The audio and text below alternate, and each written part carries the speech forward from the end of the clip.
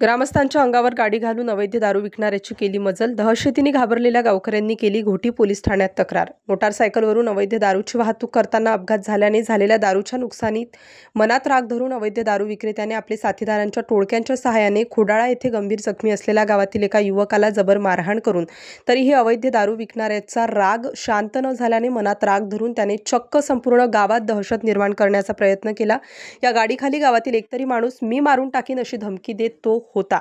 या गोष्टीमध्ये ग्रामस्थांमध्ये प्रचंड भीतीचे वातावरण निर्माण झाले। अंगावर गाडी घालून लोकांना संपवण्याची भाषा करणाऱ्याला, अवैध दारू विकणाऱ्याला कायद्याचा अजिबात धाक आहे की नाही दिसून येत नाही।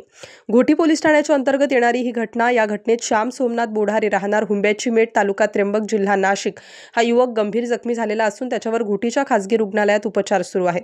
3-4 दिवसापासून दहशत वाढतच चालली असल्याने अखेर 15-20 ग्रामस्थांनी घोटी पोलीस स्टेशन गाठून गारहाणे मांडले व एका ग्रामस्थाने सांगितले की नाशिक ग्रामीण पोलीस अधीक्षक बाळासाहेब पाटील यांनी या घटनेकडे गांभीर्याने लक्ष घालून न्याय मिळावा अशी ग्रामस्थांनी मागणी केली। स्टार न्यूज नाशिकसाठी प्रतिनिधी गणेश लहामटे, इगतपुरी।